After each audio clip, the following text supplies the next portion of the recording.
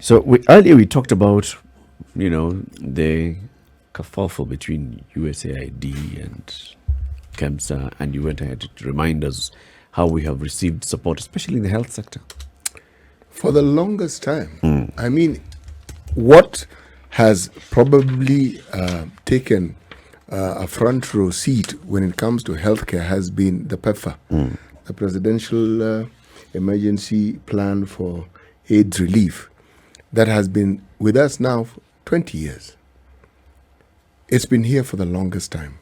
And why I mention that is because it hasn't just covered, because it was assumed it was just HIV. No.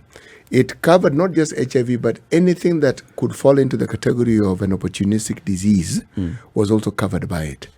And that's how the blood donor services also got under that umbrella.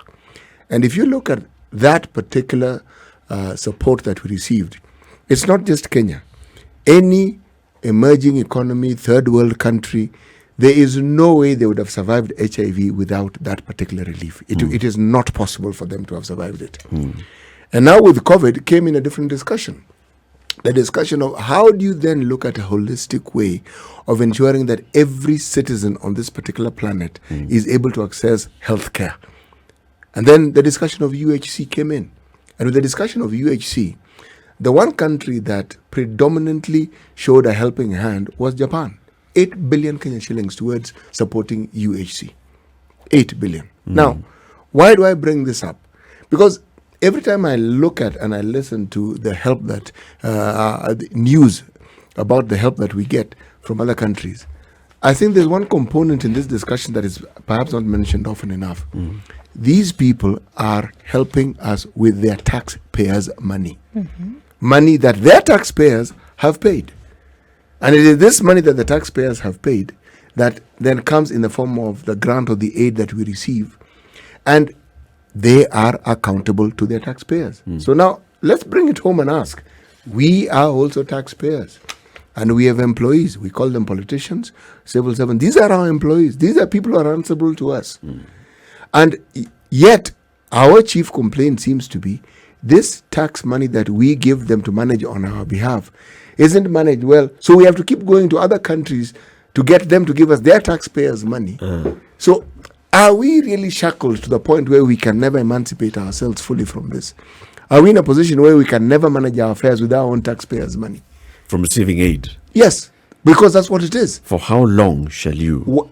Are we always going to have this begging bowl where we are always parading our misfortunes, many of which we have brought upon ourselves just due to the mismanagement of the resources that we, the citizens, have bequeathed these leaders to manage on our behalf? Is this a permanent? Should we just resign and say, you know something, we're just going to be borrowing, our children will continue borrowing, and we're also borrowing on behalf of our grandchildren, meaning our future is going to be one of borrowing, and this is what we're going to continue doing for the rest of our lives. It's an easy way to solve problems, isn't it? It isn't. That's the question. What do you really solve? Because you don't really solve the issue. It's an easy escape. It's an easy escape route. What's difficult is the consequences of it that most people that most governments who are on the receiving end of this aid don't take into consideration.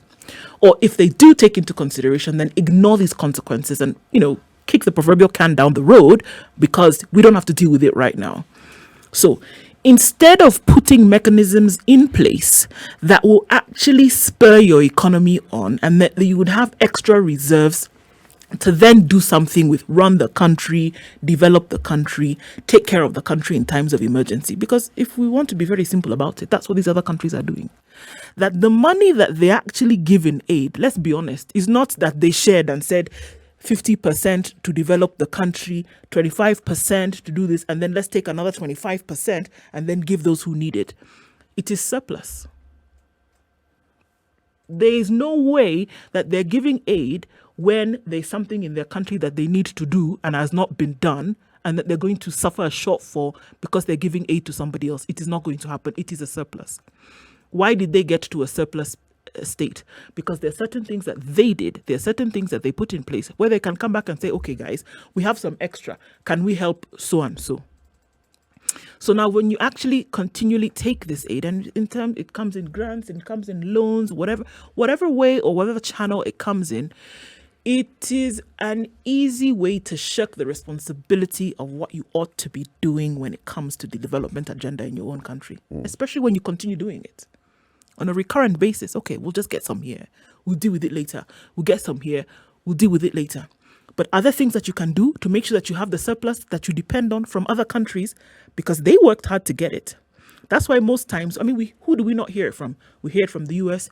We hear it from European countries that they have to now go back and tell their people, actually, you know what? This is the money that we're giving to Kenya. This is the money that we're giving to Nigeria. This is the money we're giving to whomever. Can we give? Then they say yes. But we need an account of how it has been spent. Because it is extra. They have done what they needed to do to take care of the people. This is extra that they now give out. Can we do without it? I say we can. The way you can do without it is if you're actually taking the responsibility to make sure that your own economy is running to the point whereby you have taken care of your people and you have extra. That's the way. But you know what? It is hard work. And that's why I'm saying taking the aid is an easy option. Think about it. We keep talking about development as though development has to do with building roads. No. And putting up huge houses. And so we keep borrowing for the same. It's a very small part of it. It is. Infrastructure is key to developing. That one has long been understood. It is accepted. However, what about the potentials that we actually have and which already exist and tying in the infrastructure with the potential development? What do I refer to here? I'm focusing on something like, say, the blue economy. We have a coastal Strip. A boundary. It's a huge one. We even have lakes within the country that traverse other countries within this region. There are countries that have given this particular part of the economy priority and have benefited immensely from it. There's a lot of talk about the blue economy. We even set up a Coast Guard in 2018. An act was put forth that provided for this. But what is it that you've seen that actually brings about a profitable economic exploitation of this particular economy? Look at the building of the Lamu port. Okay? That is a development that indeed should spur a lot of economic activity. But to understand it, you also need to look at the help that we have received in order for us to actually get to that particular point. But with the help, the question is, what have we done with the help that we have received? Does the help come on a very clear and open platter, or does the help come with conditions and strings that only dictate how that help shall be utilized? The help always comes with strings, and before you take it, they tell you very clearly how exactly it is that they're going to give it to you. Okay. And it differs, really. For instance, you bring up this all the time. For instance, if we're being given budgetary support, you're told, this is exactly how we want you to use this money. This one you're not using to build any bridge or to build schools. This one you're going to use it for A, B, C, D. Then there are these things we're told that come in as grants. Again, it is specific. All these things are specific. Okay. Now, in those specifics, are those specifics actually geared towards helping you become self-sufficient, or are they geared to help to keeping you under the yokes of this aid that you receive? This is why I'm asking this. So you receive aid, yes, in a specific program. This is aid that's coming to the support of the healthcare sector in the country. How much of that aid has actually constructed hospitals, or how much of that aid has actually been used to hire doctors and retain doctors? How much of that aid has been used to run a program on the consumables of a program? So that you can say that once this is done, we have taken in the aid, and this is what we've done. We have improved our healthcare system by constructing the hospitals. Because I'm using that example, City, because many times when we talk about the aid that has come only on HIV, you say that is aid that was enough to actually have Overhauled our entire healthcare system. Yes. That is, build hospitals, equip those hospitals, Yes. hire doctors and all the experts, Yes. ensure there's a proper training program, not just at that level, but also on the education front. Yes. Ensure there is research capacity that has been built that can self-sustain. Yes. So why didn't we do that, even with the conditions that are being given by these very good people who are giving us the aid? There are pockets of areas where the very things I am saying actually got done. Because you would find since we're using the example of PEPFAR money for HIV and AIDS care, you found that comprehensive care centers that didn't exist within the government hospital were built. Now, it wasn't just built as in stone and mortar. No. Equipped in the way that you've described it. Now, it means that it is a lasting development. Yes. Labs were upgraded to the point where they met certain very high world standards. Yes. Right? Within. So these are again lasting structures. And you found them within existing government hospital structures. But the thing that I found particularly interesting was the training aspect and the knowledge that was gained in learning how to manage the disease and everything that has to do with it. You had to learn how to, A, manage the medication that went with the diseases, manage the disease itself in the patient, and understanding how best to ensure that the patients benefit. So just that knowledge alone uplifted the capacity of those working in that field to a point where it wasn't just with HIV. Come COVID, you then had an array of individuals who had hitherto not been part and parcel of the healthcare system. My favorite, wait for it, healthcare workers. Okay? A whole host of them were trained, employed, not just in taking care, but in counseling, in managing. I'm talking about skill sets that previously did not exist. Yes. But because the need brought into being. Yes. So if you're talking about that, it already happened. So that a lot of that happened. It happened. If we were to look at it comparatively in terms of percentages, the amount of money that has come into this sector over the last 20 or so years, how much has gone into the downstream, and that is having the healthcare workers, supporting those community health workers and giving them knowledge. How much has gone into the middle stream, and that is ensuring that we have those facilities that you've talked about, upscaling of labs, equipping of the labs. How much has gone at the top level or upstream, if I want to call it that, in terms of HIV is a big problem in this country. How much have we invested in supporting research on the development and production of antiretrovirals? What would you say the percentages would be? The next scale of actually having the production of, say, antiretroviral in the country, if you well know that it's something that is being discussed as I'm talking to you now. But it isn't that we didn't have the capacity to do so. We could have begun that process. We could have even actually started that process. But what made the big difference with HIV was that everything we're talking about was being given to us, literally. It was free. You didn't pay a cent for it. You got it, and it was there for you to utilize for all these years. Now, why am I saying there was a great benefit? If someone is taking care of a disease and the opportunistic disease that arise from it, what they've done is they've removed the burden that you would ordinarily have to treat TB, whether it is malaria, anything that is as a consequence. That has been removed from you because somebody else is taking care of it for all these years. Now, I would have expected or anticipated that given the funding that is then received for recurrent expenses within the health sector, that what would have been put into operation is to ensure that when this funding ends, because it would end, the capacity to be able to do this ourselves had been developed. Yeah. It wasn't. Okay, and completely agree. Now that's why I'm trying to approach it from a different angle and asking: are there conditions that had been put? Is it possible that there were conditions that had been put that ensured that there is no competing investment in this sector or in this particular field of healthcare? What do you mean, for instance? Such a way that what we are saying is, if we notice that you're still spending money on, other areas of a healthcare system, then, without saying it loudly, then you stand the danger of actually us withholding spending here.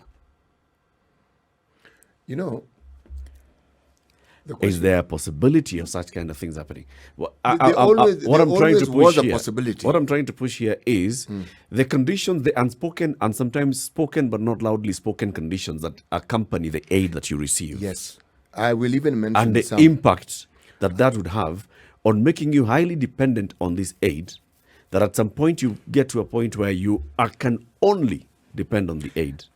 Because you moved away from thinking independently a long time ago. Now you are completely held. The thinking that Definitely. I think the point you're trying to make is an extremely valid one. It is valid. But look at it this way. What HIV and AIDS did, it placed an even heavier burden on the healthcare system than previously existed. Yeah. So, just like COVID is doing. So, the among the purposes of this aid was to ensure that, one, you employ additional people into the healthcare system. And then you train them in this specific area of care and treatment. You had to be taught. You had to come there. They weren't teaching it in medical school. No. You had to get into the field for you to be taught how to care for this specific niche of people who are HIV positive. Now, everything around it had to be specific. You are talking about viral load testing. You are talking about everything around it. It couldn't be done without that capacity being increased. Now, as I said, once labs had been upgraded, built, comprehensive care centers built, it was done. The knowledge to operate it was provided. People who are required to help in the system more employed, and then we devolved the system and made it a county program, isn't it? Yeah. Health became a devolved Function. Yes, exactly. Now, when that happened, what it meant was those in that field then had to work with county governments. What you would find would happen is that areas that had probably never received any attention in healthcare, far-flung areas within the county system, were now able, healthcare centers that perhaps had even been neglected and were derelict, would now be upgraded to be able to provide this. The question Eric is asking, competing interest. The competing interest, in my mind, didn't really exist because a service which was being provided was a service that it was understood the government would not be able to meet. Given the demands that the government had in other sectors, it wasn't possible to meet this demand of care and expense that went with it and do the other things that you're supposed to do. That was the understanding. But I'm saying, because of that focus, with the passage of time, 10, 15, going to 20 years, what would then happen is that the burden would have gone down. If the burden then went down, then it means you were to get to a point where it was actually manageable with the healthcare system that we had. And remember, it wasn't what we found. It had been upgraded with the time. But I see now the point coming in is that what would have been, if we're looking at some of the factors that you talked about, what would have gone wrong, quote unquote, with future aid if the initial investment was used to take care of all these other things in between that would have needed further help? You see? So if I take care of a problem, I don't have to come to you tomorrow. But it would appear as if there's this overhanging cloud that kind of says, I'm just going to give you what you need to get through right now. I actually don't want you to develop further than that because I am kind of insisting on this dependence on me. No, the dependence. I think that there is an element there of Why saying are we remain talking about dependent production on of being. ARVs today? Yeah, still till today. Let me ask the question. Were there movements that the government made to try and bring about that sort of situation which was stifled? I don't think, if you ask me, that, at least to my knowledge, that there was anything preventing, whether it was the commercials or the government, there was nothing preventing them. There was nothing stopping them from No. putting these structures in place No, that would none, then make it none that I know of. unnecessary for you to come and ask Look, for help tomorrow. If you are producing ARVs in India or wherever, and there's a market for it in Kenya, why would you not? I think the decision would be more with the manufacturer than with the country. Let me give an example of, say, something like Kenya Medical Research Institute Yes. with the JICA assistance. Camry is actually able to produce test kits for HIV. They are able to produce it because they have a production center. Okay? Now, apart from just the research that they conduct, when JICA had assisted in putting up and building Camry to what it was, other people came in to partner. CDC is one of them. Okay? Welcome Trust is another. Other agencies have also come in to work with Camry in the research field and have also contributed in growing it. Now, did JICA stop Camry from partnering with other agencies? The answer is no, they did not. The approach that JICA had was, we are supporting you so that you can be I'm saying, according to the knowledge that I have, Right. PEPFAR did the same thing. The idea, and you were told, we want you to get to a point where you can actually move on your You own. can run. Yes, that's the understanding. And that's why we keep saying, at this point, this is what we're going to do. We're going to change the focus. Initial focus, let's build up, let's put up, let's do this, because we know you don't have them. When you've got them in place, then let us now move on to the next. Every phase was, let's get you to the point where you can do this on your own. That was the understanding. Okay. Why did I bring in the discussion of the blue economy? We already have the water. We don't have to look for it. It exists. The fish, they actually are there. We were born, we found them there. We don't really have to manufacture them. They're there. All we have to do is to safeguard and to ensure that they keep populating and that they are economically viable for us. Okay? What then do? We pass an act. 2018, we've had this water from antiquity. What else do we do? Do you hear of discussions that, say, for instance, the county government has, beyond just talking about what they want to do, things they have implemented? What we see is the aid. The Dongoku Road. We hear of the Lamu Port. We hear of projects that have been brought in to help. We have a master plan that JICA has for that coastal region, for the Mombasa County and beyond. We hear of it. But the question that really bothers me is, we hear all this, what is our role? Look at what, again, I'm bringing JICA. Look at what JICA did with that coastal region. You begin with the Sabaki River. You're talking about the bridge. You get to Kilifi, bridge. Okay? Mtwapa, bridge. You get to Mombasa, bridge. Those bridges, if you ask me, and you're talking about a project that opened up the coast completely, I would say those 4 bridges did precisely that. Now, once they've been built, what have we done? This really is. What have we done? They've been built. Like we what? are connected. Like what? The infrastructure that requires you to ensure that you are able to do or to perform and to conduct the industrial, commercial developments that you require has been put up for you. Okay? The question we're asking, are we then being put in a box so that we are forever enslaved? I'm saying, no. The freedom was provided and we didn't take it. That's really what I'm saying. It is us who didn't take. We are the ones who have not utilized the Give an opportunity. example, for example, okay. So we have one development partner that has come and partnered with us in the construction of bridges, right, in this particular region. Yes. So what are these other opportunities that we missed? When you have bridges such as the ones we're talking about, if you're talking about tourism, for instance, the bridges help open up tourism to that entire coastal region, just for starters. Okay. Remember that same group of people wanted to build a folding, opening up, the sort of bridges that you have across the Likoni Channel. We know how that has gone. But nonetheless, they have helped fund the Dongo Kundu Road, isn't it? What am I saying?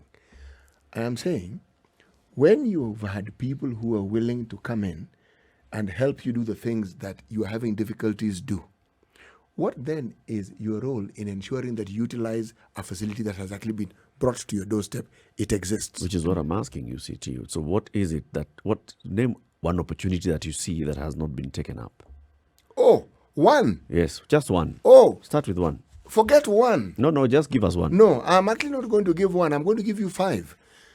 If somebody puts up an airport for you, for instance, do you want them to bring planes to actually land on that airport for you?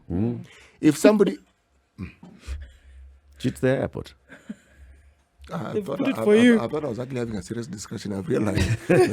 Because you're giving me 5 Eric examples. is And actually instead of involved- starting on the bridge, which is what Eric you're is given as involved example, you're now bringing airports. in comedy. You see, Eric, the reason why I mentioned the bridge. No, let's do this. Yeah? Give me examples specific to the bridges that you've talked about, right? Sabaki, Mtwapa, all those bridges with JICA, and then tell me, here are other opportunities that could have been taken advantage of that Because have not these been. bridges have been Because these erected. bridges have been erected that have not been taken advantage of. And I said, just give me one. You said you've given me 5.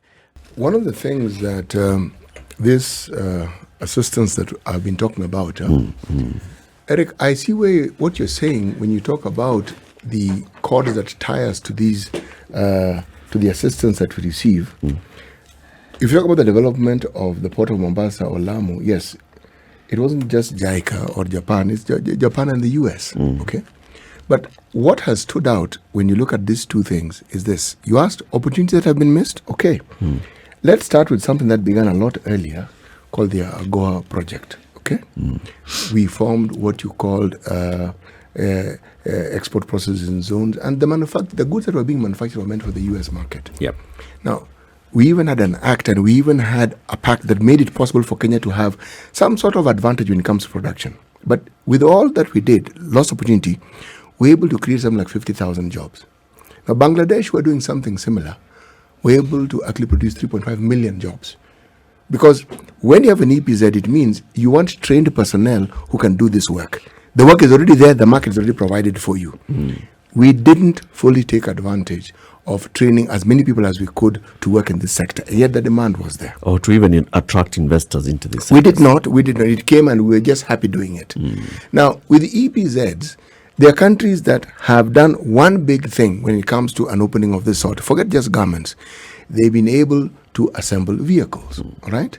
Because we have a port, you simply ensure that that is a favorable place that people can come in. So the issue of jobs, you create job markets, but you also increase expertise. You have people who are trained in things that previously they were not trained to do.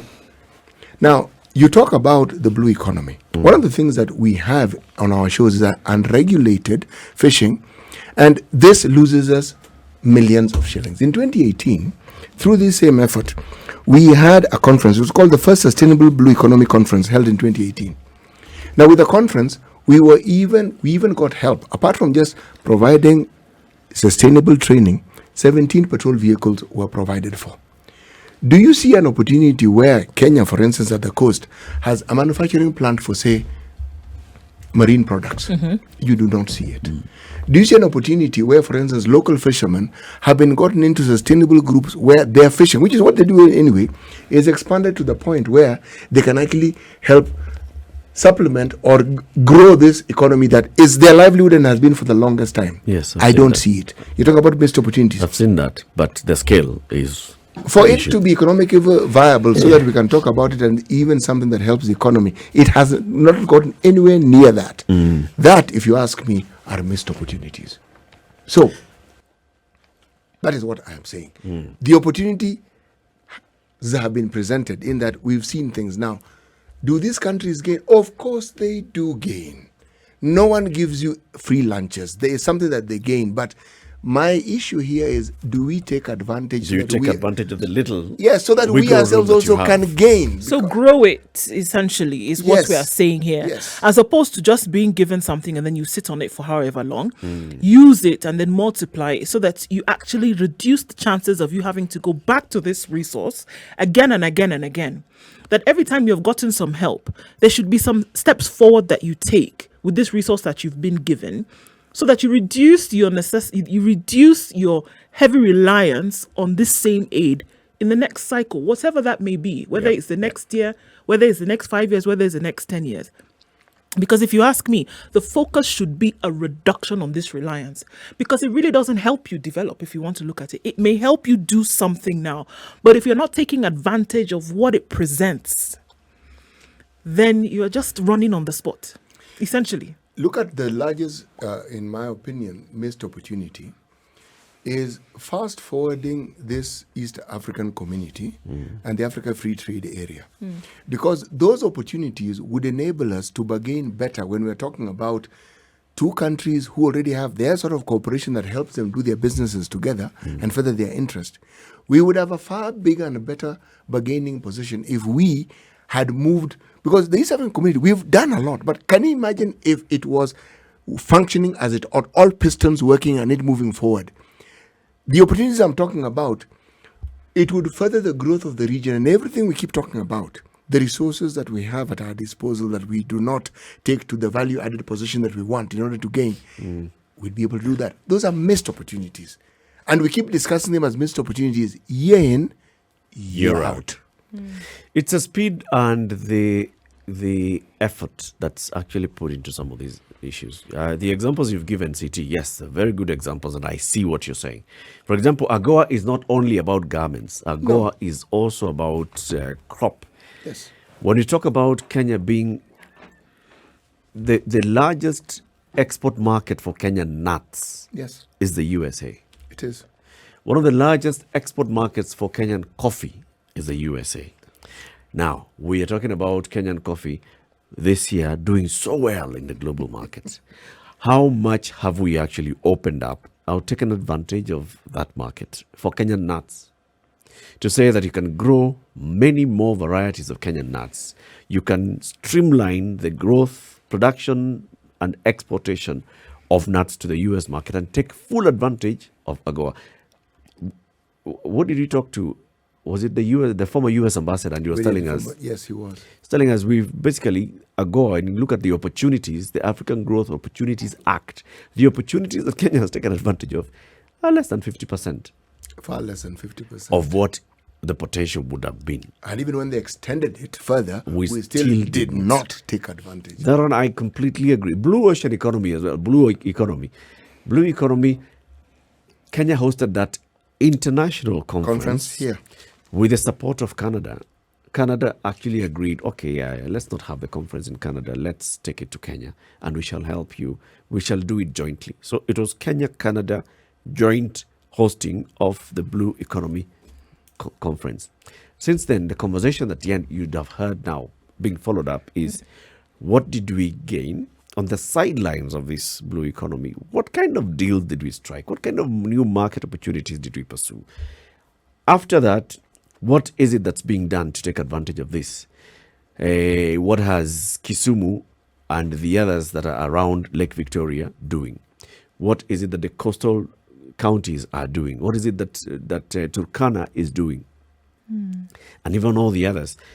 Jumuiya ya Counties za Pwani, I know, has some programs that deal with blue economy.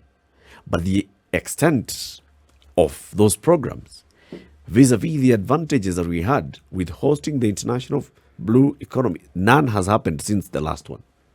So we're still the ones. Our president is still the one who is actually the chair of the global blue economy conversation.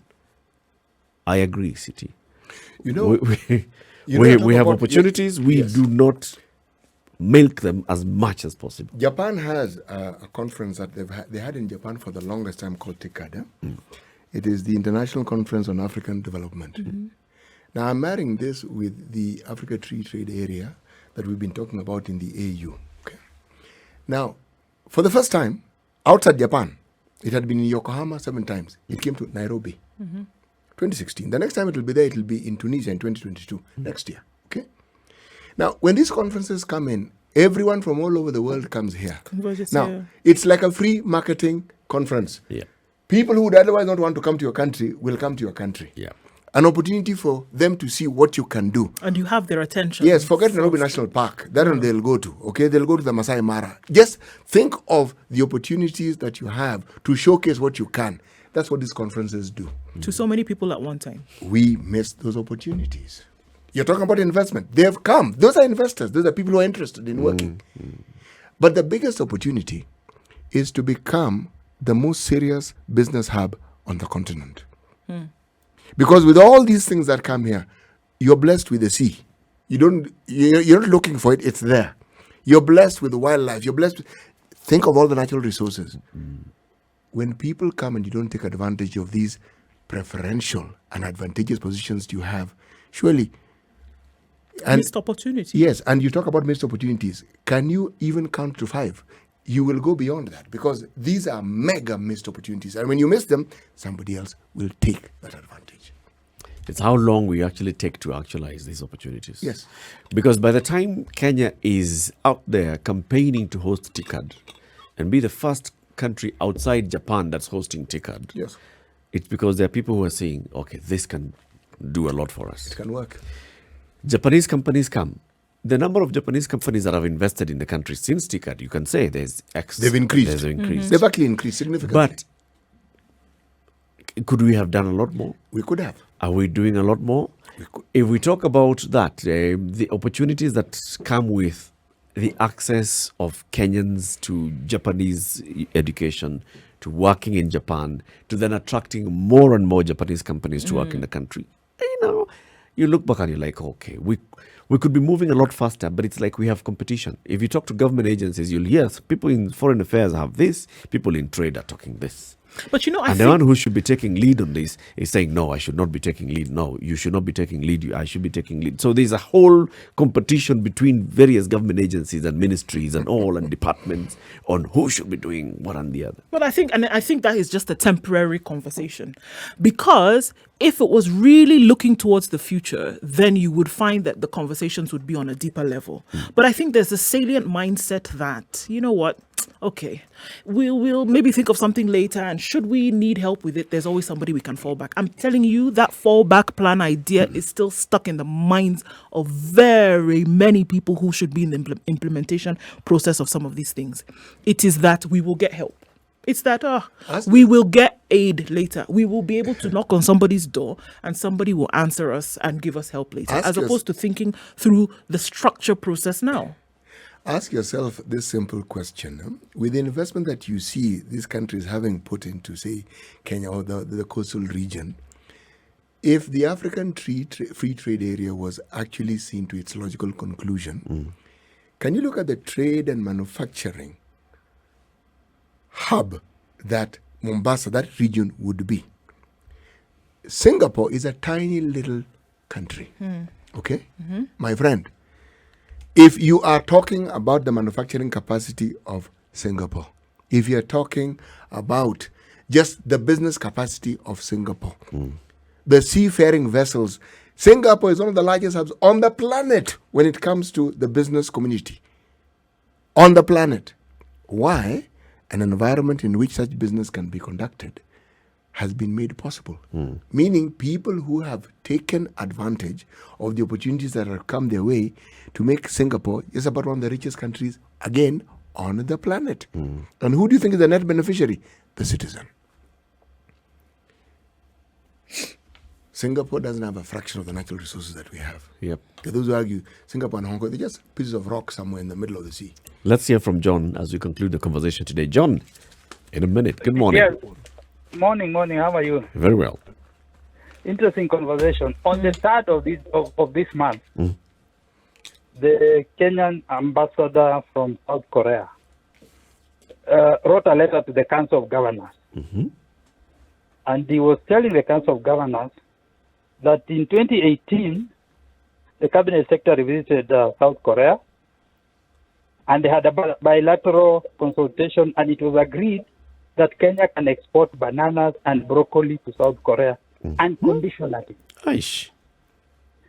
Now, the reason why he's writing is that he's actually saying that even after that, in fact, his words, to quote him, he says, the numbers which have been exported are so small and dismal.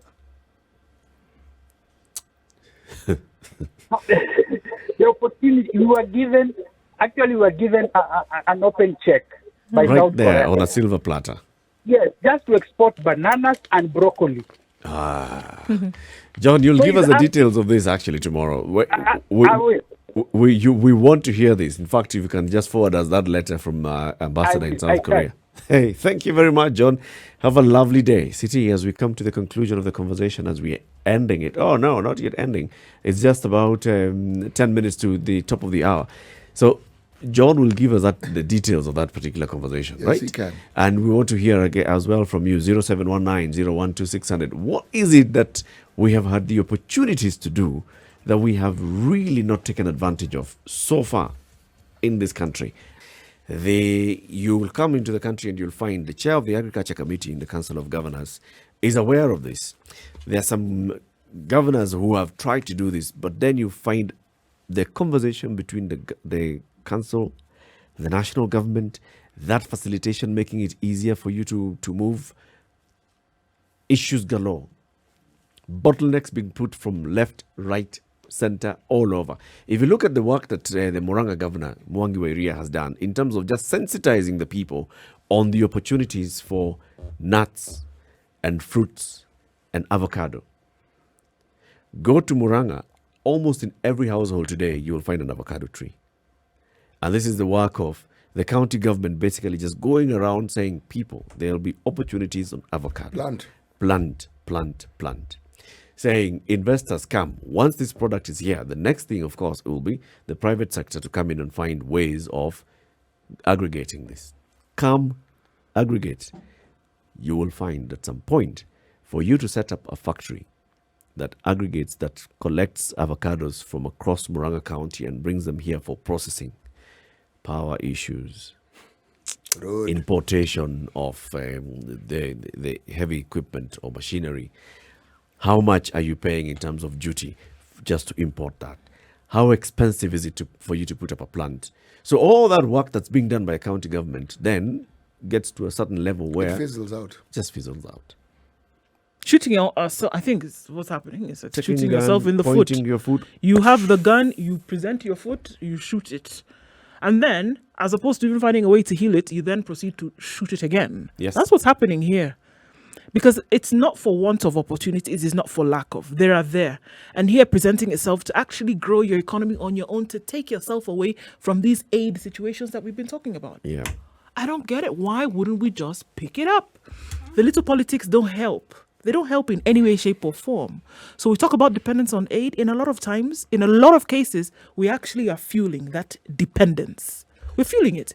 In as much as we can say that those who offer up the aid actually, they enjoy a position whereby they kind of keep you underfoot, which is true in a lot of cases, but not in all.